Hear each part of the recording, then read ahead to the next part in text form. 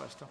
Bueno, buenos días a todos y a todas. Gracias por estar aquí después de la Universidad de Cádiz. A muchos y a muchas os vimos también por allí. Quería empezar valorando precisamente esto. En la ejecutiva hemos analizado cómo se ha desarrollado la universidad, y la verdad es que estamos enormemente satisfechos de tanto de la organización como de la acogida, como de la elección de la ciudad, ¿no? Cádiz no solamente tiene pues una tradición histórica muy importante en la vida política de nuestro país, sino que además pues es uno de los lugares donde gobierna el cambio, y hemos notado eso tanto en las calles como en la asistencia a los eventos. Consideramos que ha habido pues una enorme pluralidad, tanto por parte de los ponentes directamente relacionados con Podemos, como los intelectuales que hemos invitado a debatir, y creo que la asistencia a cada uno de los talleres y a cada una de las conferencias, habiendo incluso pues talleres y conferencias simultáneos, pues han evidenciado digamos el interés que ha despertado la universidad en la gente, ¿no? Y creemos que es fundamental hacer esto. Vivimos tiempos políticos vertiginosos, y parar a pensar, parar a debatir es algo fundamental en cualquier fuerza política que aspire a tener un análisis medianamente acertado de la realidad política actual, y por tanto que a partir de ese análisis pueda operar de manera inteligente para cambiar las cosas que no funcionan en nuestro país. Estamos muy satisfechos con la Universidad de Verano, y ese es el primer punto que hemos tratado en la ejecutiva. El segundo punto es el techo de gasto, que si no me equivoco se debate y se vota mañana en el Congreso de los Diputados, y aquí queríamos volver a incidir en nuestra posición. El techo de gasto que trae el Partido Popular al Congreso de los Diputados no es otra cosa que la traducción en las leyes españolas de las políticas de austeridad dictadas por la Troika, por el Banco Central Europeo y fundamentalmente por los intereses de Alemania. Esto es enormemente negativo para nuestro país. Las políticas de austeridad han demostrado ser un auténtico fracaso, no han solucionado ninguno de los problemas que planteaban solucionar, en concreto el de la deuda pública, pero tampoco el de sacar a los países de la crisis, y desde luego todos los economistas saben que el crecimiento de las cifras macroeconómicas que estamos experimentando en España no tiene para nada que ver con las políticas de austeridad que se reflejan en el techo de gasto, sino que tiene mucho más que ver con los vientos de cola externos, que no tienen nada que ver con la política del gobierno del Partido Popular, en concreto con los bajos tipos de interés y con el precio de los combustibles fósiles. Al ser España un país muy endeudado y al ser un país dependiente energéticamente de los combustibles fósiles, nos afecta más que a otros estas dos variables, y es buena parte de esos 3 puntos aproximadamente del PIB que crecemos, es ahí donde se explican, y no desde luego en las políticas de austeridad que han fracasado. Con el techo de gasto lo volvemos a ver, se consolidan los recortes que ha llevado a cabo el Partido Popular durante la crisis.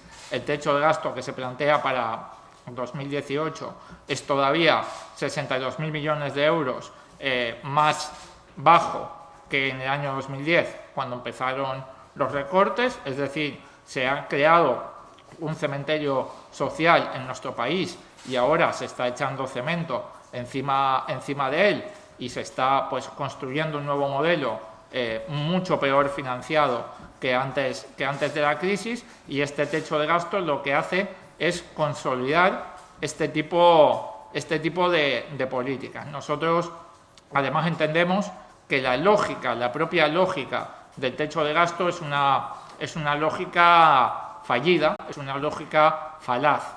España no tiene un problema de gasto público, España tiene un problema de ingresos.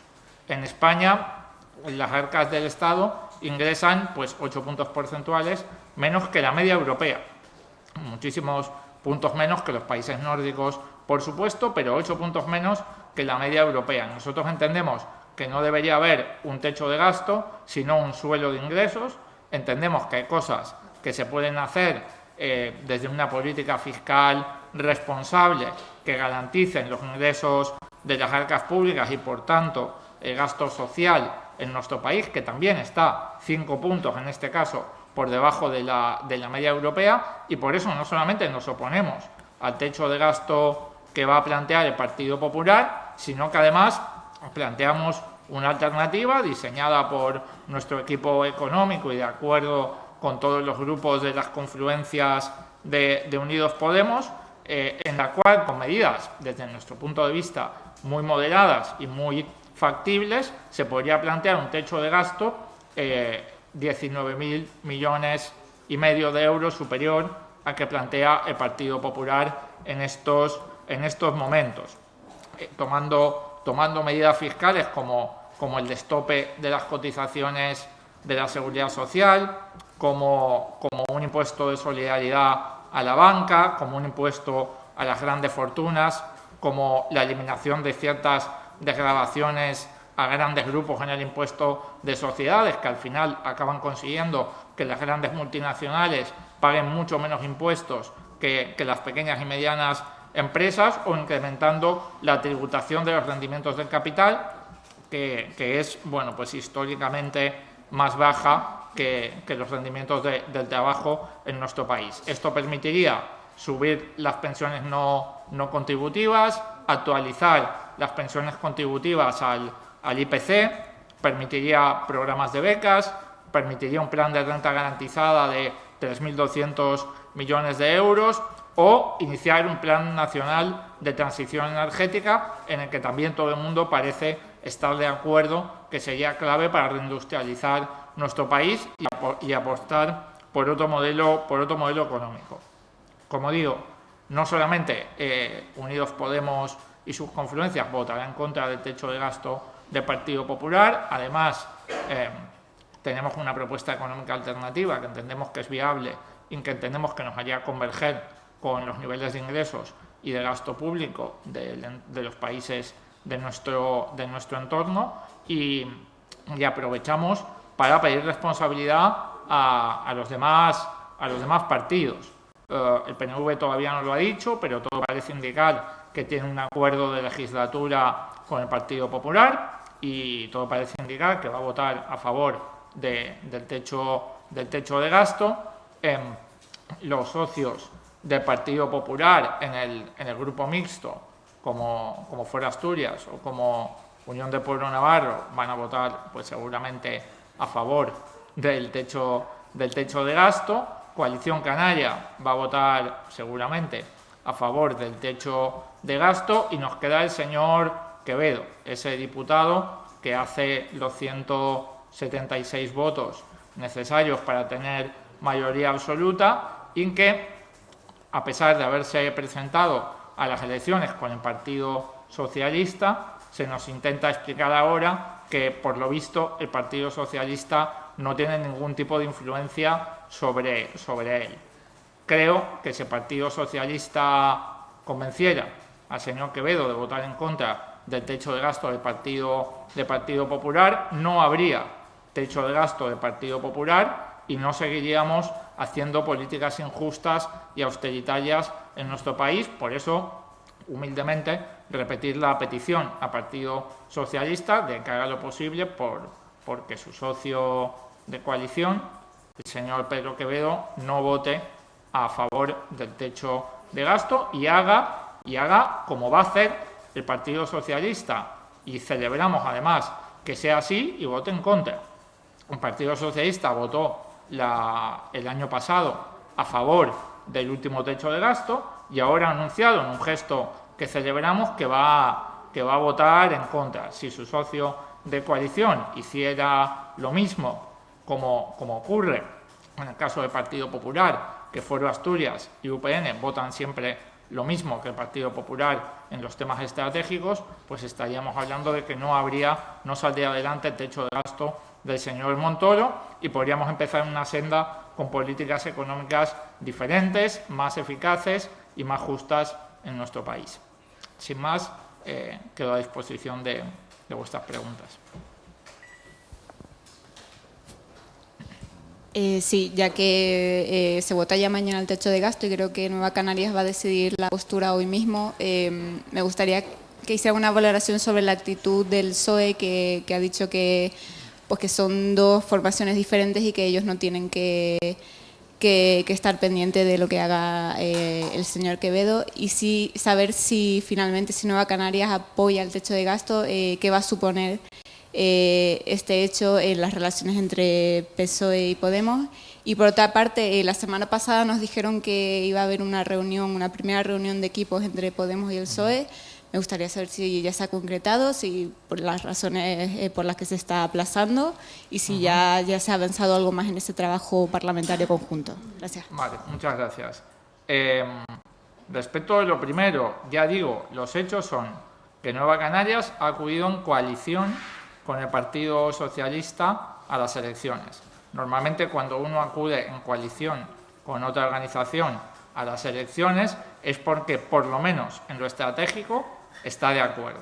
Lo estratégico puede ser la investidura de un presidente y, desde luego, es los presupuestos generales del Estado o el paso previo a los presupuestos generales del Estado, que es el techo de gasto. Es, por no decir algo más intenso, es inusual que un socio de coalición vote exactamente lo contrario que el partido con el que ha acudido a las elecciones en temas estratégicos. No lo vemos en el Partido Popular y no lo vemos en otros casos. Creo que sorprende esa diferencia en el voto y por eso reiterar la petición de que el Partido Socialista, que entendemos que tiene buena relación con Nueva Canarias, siendo como son socios de coalición para las elecciones generales, intente convencer al señor Quevedo. Todavía hay tiempo, es un voto decisivo, por lo tanto nosotros reiteramos la petición. Creo que sería importante para nuestro país que el techo de gasto del señor Montoro no salga adelante. Respecto a las reuniones, nosotros estamos dispuestos a tenerla cuanto antes y así se lo hemos hecho saber al Partido Socialista. Irene Montero está hablando con Margarita Robles para intentar cuadrar las agendas. La nuestra está perfectamente disponible para reunirnos esta misma semana, si puede ser, con el Partido Socialista. De momento ellos no nos han podido concretar una fecha y esperamos que a lo largo del día de hoy o de mañana lo hagan y podamos tener esa primera reunión esta semana si puede ser, pero de momento no ha sido posible concretar una fecha.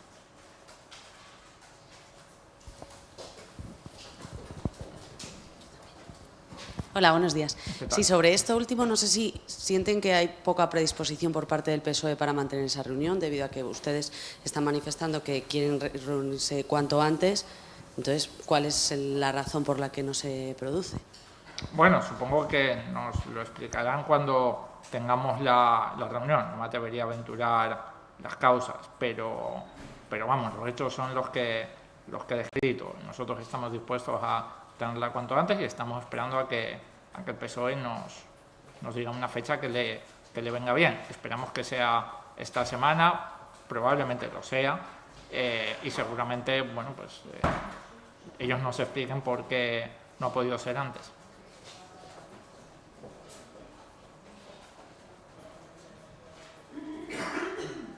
Sí, buenos días. Buenos días. Ada Colau acaba de anunciar que el Ayuntamiento de Barcelona va a poner todas las facilidades, no ha concretado en qué forma ni cómo, para que se pueda celebrar el referéndum. ¿Qué opinan ustedes? Bueno, nosotros tenemos una posición muy clara desde hace, pues yo diría que muchos meses ya, ¿no? Que es ampliamente conocida. Nosotros Nosotros pensamos que hay muy poca gente en España y en Cataluña que entienda que la consulta que va a llevar a cabo el Gobierno de la Generalitat el 1 de octubre, o que todo apunta a que va a llevar a cabo el 1 de octubre, sea un ejercicio vinculante y con garantías del derecho a decidir. Nosotros pensamos que eso no lo piensa prácticamente nadie, incluso gente que va a ir a votar a esa consulta. Dicho esto, nosotros no tenemos ningún problema y nos parece legítimo que se movilice la gente pidiendo algo pues tan básico como democracia en Cataluña, pero nosotros entendemos que la solución que plantea en estos momentos el señor Puigdemont no va a resolver ninguno de los problemas territoriales que hay en nuestro país, por lo que he dicho antes, porque no tiene garantías de que sea vinculante, y eso va a hacer seguramente que la gente que votaría que no a la independencia, como ya pasó el 9N, no vaya a votar en esta consulta, lo cual permite pues dudar de la veracidad de los resultados, dado que una buena parte de la sociedad catalana, los que no quieren que Cataluña se vaya de España, no iría a votar al no haber garantías de que sea vinculante la consulta. Esa es nuestra posición. Nosotros defendemos un referéndum pactado entre el Gobierno de la Generalitat y el Gobierno del Estado. Creo que es una postura valiente para una organización de ámbito estatal. Esperamos que poco a poco haya más fuerzas políticas que estén convencidas de que es la manera de que Cataluña no se vaya de España, pero encontremos entre todos un encaje territorial diferente. Y en ese sentido, bueno, pues lo que haga el Ayuntamiento de Barcelona para ayudar a que la movilización pueda tener lugar, pues nos parece también muy legítimo. Creo que eso no contradice el hecho que acabo de expresar, ¿no? El hecho de que el 1 de octubre, bueno, pues habrá gente que se movilizará pidiendo algo muy legítimo, pero la consecuencia de ese voto no será la consecuencia de un derecho a decidir ejercido con garantías y que tenga efectos. Hola, ¿qué tal? Buenos días. Sobre este asunto del referéndum, el sábado Juan Carlos Monedero decía en la Universidad de Verano de Cádiz que Albano Dante no está escuchando a las bases de Podem en esta postura que ha adoptado con respecto a llamar a la participación en el referéndum, y que debería celebrar otra consulta a las bases porque hay dudas sobre la fiabilidad de la consulta que se celebró. Yo no sé si la dirección de Podemos piensa lo mismo y si cree o si está perdiendo la confianza en el líder de Podem por esta decisión. Luego quería preguntarle también por el asunto del Partido Socialista. ¿Tiene la sensación de que el PSOE les está dando largas con esta reunión? Porque es lo que parece, ¿no? Con el retraso de los tiempos. Y la tercera cuestión, el Ayuntamiento de Madrid parece que ha decidido no permitir que se coloque una pancarta en recuerdo a Miguel Ángel Blanco en la fachada. No sé si la dirección de Podemos respalda esta medida o creen a cambio que debiera sumarse con esa pancarta. Gracias. Respecto de la primera pregunta, yo creo que lo que ocurre en estos momentos en Cataluña es que el tablero político es muy complejo y por eso cada día nos despertamos con titulares o declaraciones de diferentes líderes políticos de diferentes partidos respecto de si van o no van a ir a votar, qué van a votar, si apoyan o no apoyan la movilización, si llaman o no llaman a la participación, si creen que después del 1 de octubre va a pasar algo o no va a pasar nada. Y creo que cuando hay tanta pluralidad y dentro de Podem la hay, y es obvio, hay diferentes opiniones, siempre es buena idea hacer una consulta lo más amplia lo más amplia posible.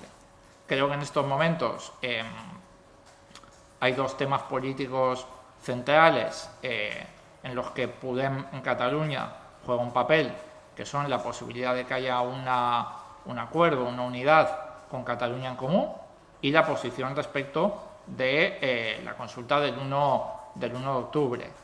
Habiendo tanta pluralidad, creo que sería buena idea una consulta lo más amplia posible, pero en todo caso es decisión de la dirección catalana y no nuestra. Esto es una opinión y es lo que yo a lo mejor haría si estuviera en su lugar. Respecto de las reuniones con el Partido Socialista, la verdad es que la interlocución es fluida.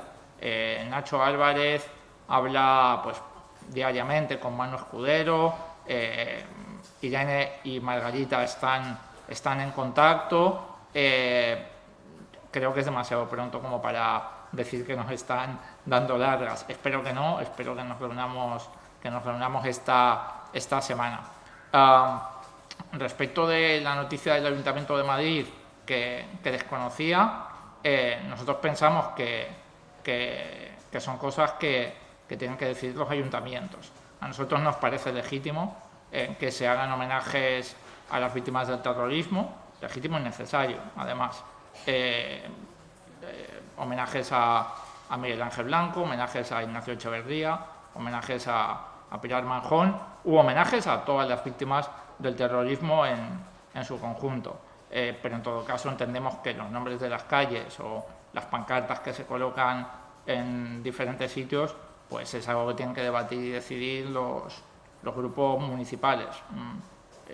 No nos parecería mal que se hagan homenajes tanto a Miguel Ángel Blanco, cuyo asesinato creo que nos dejó tocados a muchos. Yo hay dos momentos de mi vida que me acuerdo dónde estaba. Uno es cuando el atentado de las Torres Gemelas, me acuerdo perfectamente dónde estaba, y otro fue cuando secuestraron a Miguel Ángel Blanco, me acuerdo perfectamente dónde estaba. Creo que fue pues eso, un puñetazo en el estómago de todo un país. Creo que fue el principio del fin de ETA. Creo que en ese momento la sociedad española pues dijo un ya basta mucho más grande de lo que se había dicho hasta entonces, y por lo tanto un homenaje a Miguel Ángel Blanco creo que está pues siempre justificado, pero en todo caso, si es a Miguel Ángel Blanco, si es a todas las víctimas de ETA, si es a todas las víctimas del terrorismo, es una decisión que tienen que tomar pues cada ayuntamiento, y en este caso el Ayuntamiento de Madrid.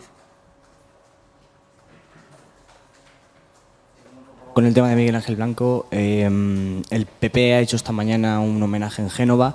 Yo no sé si vosotros tenéis pensado hacer algún homenaje o algún acto o algún recordatorio. No hemos considerado el tema, pero vamos, nos parece muy bien que haya homenajes a la figura de Miguel Ángel Blanco por parte del Partido Popular o por parte de cualquier otro partido. Hola, buenas tardes. ¿Por qué si fue una decisión, marcó un hito tan importante Miguel Ángel Blanco, por qué cree que la postura de Podemos en la mayoría de los ayuntamientos es no secundar estos homenajes? O sea, la decisión dice que es legítima de los ayuntamientos, pero en esa decisión mayoritariamente se están posicionando en posiciones de no apoyar esos homenajes, no solo en Madrid, sino se ha sabido también sobre todo en ayuntamientos de Cádiz. Respecto a Cataluña, pide una consulta a las bases sobre dos posturas esenciales, ha dicho, en las que la dirección estatal no está de acuerdo con la postura del secretario general de allí. ¿Tiene Podemos un problema en Cataluña con la dirección autonómica? Y por último, ha dicho que la posición del Ayuntamiento de Barcelona de poner las urnas o al menos de facilitar el referéndum es una posición legítima. Quería preguntarle si podemos interpretar sus palabras como un apoyo expreso o no, para que no haya ninguna duda. O sea, si apoya que el ayuntamiento tome esa decisión en su condición en su autonomía política, o si está en contra. Más allá de que sea legítima, que eso es Vale, respecto de la la primera pregunta. Yo desconozco los detalles de lo ocurrido en el Ayuntamiento de Madrid, pero sí que me he estudiado lo ocurrido hace unos días en el Ayuntamiento de Cádiz, y lo que ahí se proponía era hacer un homenaje a todas las víctimas del terrorismo. No es que se esté en contra de homenajear a nadie. Creo que ese era el detalle que ellos proponían. En todo caso, como digo, es una decisión del propio Ayuntamiento de Cádiz. No creo que haya nadie en contra en este país de hacer un homenaje a Miguel Ángel Blanco. Ni el Ayuntamiento de Cádiz, ni el de Madrid, ni nadie que yo conozca. Respecto de Cataluña, los dos temas que ha apuntado creo que son los temas centrales del debate político en Podem en estos momentos. Y es verdad que las opiniones que tiene la dirección estatal y la dirección catalana en estos momentos no son exactamente iguales, tampoco son radicalmente opuestas. Creo que la dirección catalana de Podem pues aspira a llegar a un acuerdo con Cataluña en Comú. Nosotros hubiéramos preferido que la última vez que se intentó hubiera tenido éxito. Creemos que en un panorama tan complejo como el catalán, la unidad es un valor, y cuanto antes se consiga, mejor para el espacio político de cambio, pero eso no significa a priori que la dirección catalana no quiera llegar a un acuerdo, a lo mejor en el futuro, con Cataluña en Comú. Respecto del 1 de octubre, también hay alguna diferencia de matiz, pero tampoco diría que es de fondo. Creo que la dirección catalana tampoco cree que la consulta del señor Puigdemont sea vinculante o sea un ejercicio efectivo del derecho a decidir. Creo que han decidido apoyar la movilización, pero no porque crean que, como digo, es un ejercicio efectivo el derecho a decidir, sino porque consideran legítima la petición de democracia que en parte va a significar la gente que se movilice ese día. No creo que haya que hacer una consulta porque las dos direcciones tengan visiones ligeramente diferentes. Creo que hay que hacerla porque son los dos temas capitales en Podem en estos momentos y porque dentro de Podem hay una pluralidad importante. Y cuando hay una pluralidad importante de opiniones dentro de Podemos, yo creo que hay que intentar que no sean las direcciones las que tomen la decisión definitiva, sino que sean las bases, porque eso es pues más democrático y genera mayores niveles de consenso. En todo caso, ya digo, es una decisión de la dirección catalana y nosotros simplemente estamos dando nuestra opinión, básicamente porque el debate catalán está permeando el conjunto del Estado, pero las decisiones políticas en Podemos están descentralizadas, como además se ha visto, ¿no? Especialmente en este tema, y entendemos que tiene que seguir siendo así. Y no recuerdo la última pregunta que me habías hecho. Sí, si aparte de ser legítima, si esa expresión que he utilizado la podemos interpretar como que apoya la decisión del Ayuntamiento de Barcelona.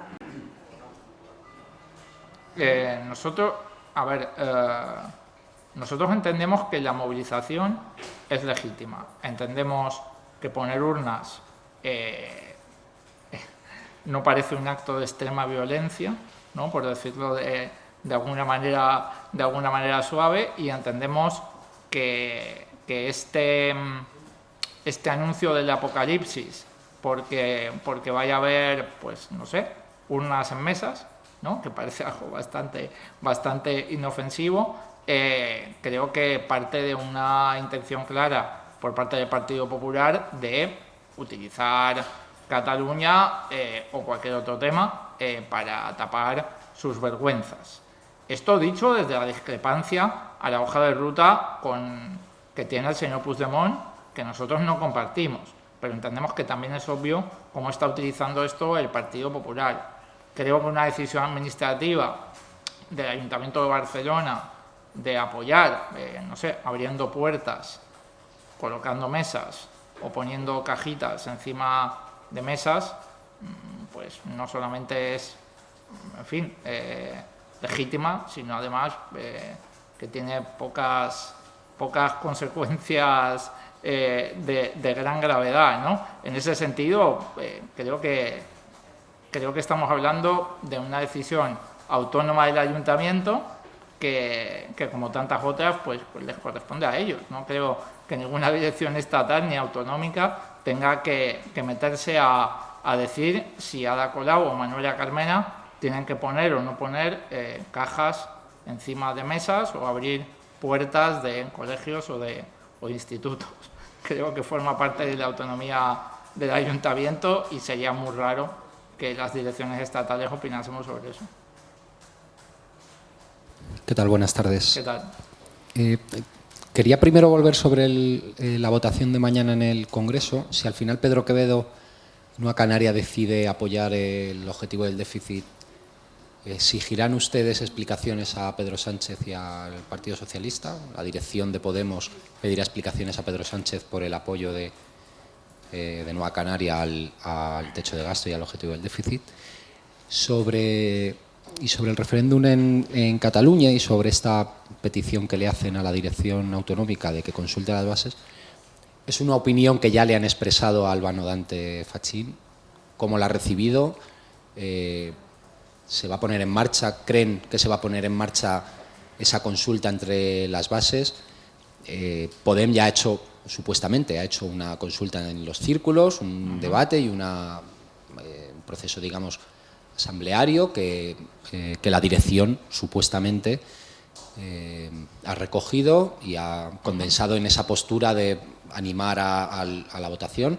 Quería saber si invalidan ese proceso más o menos asambleario que ha tenido lugar en círculos y consejos de Cataluña, y en cualquier caso, si finalmente se produjera esa consulta y el secretario general fuera, digamos, su postura fuera derrotada, debería dimitir. Gracias. Bueno, empiezo por el principio. Yo creo que sí que habría que preguntarle al PSOE si no hace todo lo posible por evitar que Pedro Quevedo vote a favor habría que preguntarle, bueno, humildemente y con modestia, las causas de cómo puede ser pues que un socio de coalición con ellos, en un tema tan fundamental como es el de techo de gasto, vote al revés que lo que vota el Partido Socialista. Sería como si de repente Foro Asturias o UPN votaran en contra del techo de gasto.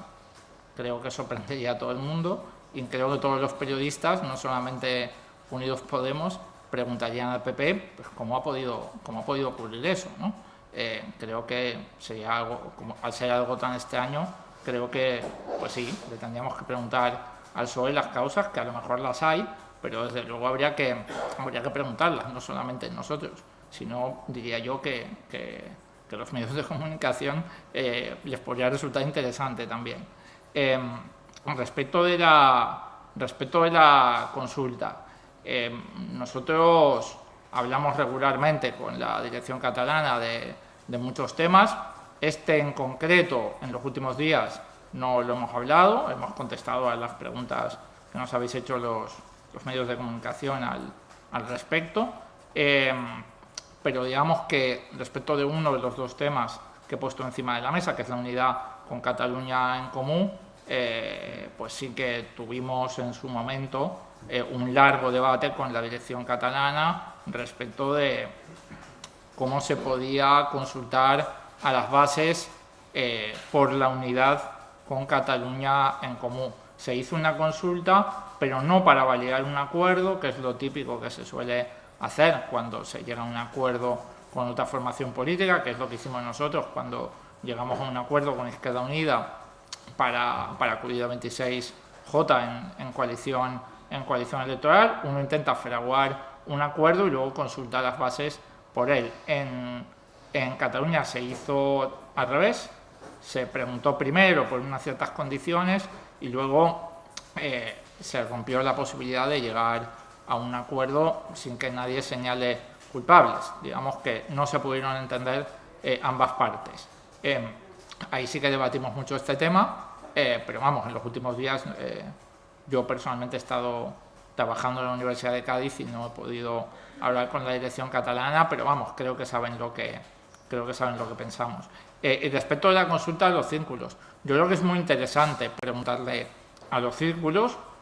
Creo que en este caso, además, lo que han contestado es pluralidad, es decir, hay una de las posiciones que ha resultado la más apoyada en los círculos de Podemos, pero es que las otras posiciones también tenían bastante apoyo. Creo que el resultado de la consulta de los círculos ha sido como mínimo plural, y aunque es muy interesante el debate en los círculos porque es la militancia más activa de Podemos y la que está en el día a día sacando la organización adelante, nosotros cuando hacemos preguntas de gran calado político la hacemos a todos los inscritos, que es mucha más gente, digamos, que la que milita en círculos de manera presencial.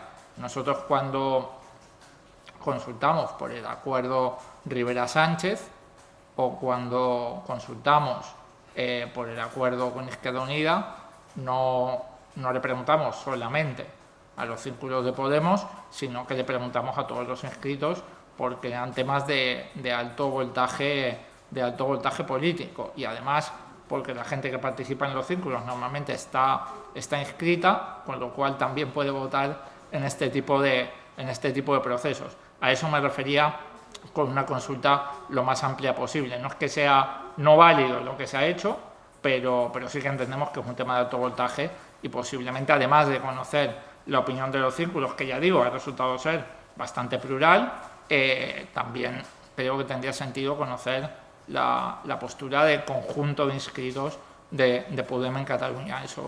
Eso quería decir. Y respecto de dimisiones, no me gusta entrar en ese tipo de asuntos, creo que son cosas muy personales. Creo que Albano es un buen secretario general en Podem Cataluña y no creo que tengamos que entrar en ese tipo de cosas desde la dirección estatal. Sí, buenos días. Entiendo entonces por el ejemplo que pone de la consulta, de cómo se hizo aquí con el pacto con Izquierda Unida, ¿no? O sea, pues que llaman a que se retomen un poco las negociaciones, porque si la consulta hay que hacerla Ojalá. a posteriori, o sea, es un llamamiento en ese sentido, entiendo. Lo hicimos al día siguiente de que se rompió el acuerdo. Nosotros, ya digo, nuestra posición a ese respecto siempre ha sido clarísima. El escenario político en Cataluña es demasiado complejo como para que organizaciones amigas y que comparten objetivos, como es en este caso Cataluña en Comú y Podem Cataluña, no estemos juntas. No solamente es complejo, es que además es vertiginoso. Es que el 1 de octubre está a la vuelta de la esquina, ¿no? Desde luego. Ojalá las dos organizaciones decidan retomar los contactos y ojalá pueda haber un acuerdo pronto. Lo dijimos, ya digo, al día siguiente de que se levantaran ambas organizaciones de la mesa. Y bueno, siguiendo con los porcentajes de participación, ¿no? En la última creo que participaron alrededor de unos 1000 militantes, como más o menos el triple debió de ser, algo así, ¿no? En la consulta sobre el acuerdo con Podem. No sé qué porcentaje establecen ustedes para que tenga legitimidad esa nueva consulta, y en caso de que, bueno, de que no se hiciese o de que no les convenciesen un poco la forma de la pregunta, etcétera, si han barajado recurrir a que el propio secretario general convoque una consulta, un referéndum desde estatal, como le otorgan los estatutos, esa facultad. Sí, la última parte es fácil, no lo hemos barajado. Creo que la descentralización política es buena y creo que en Cataluña es fundamental, con lo cual tendría que ser en todo caso una decisión de la dirección catalana. Respecto a los porcentajes, están consignados en los documentos organizativos. Si no recuerdo mal, creo que es el 10% de los inscritos para que la consulta sea vinculante. pero típicamente lo que suele ocurrir es que, bueno, pues si el 9% de los inscritos votan y la decisión es clara, las direcciones normalmente, aunque no sea vinculante la decisión de los inscritos porque no ha llegado al 10, normalmente la siguen y le hacen caso si el resultado es claro y es obvio, ¿no? Digamos que si votan más del 10, la dirección está obligada a hacer lo que han dicho los inscritos. Si votan menos del 10, no está obligada, pero lo lógico desde el punto de vista político-democrático es que haga caso a la decisión si es mayoritaria y si el resultado es clarísimo.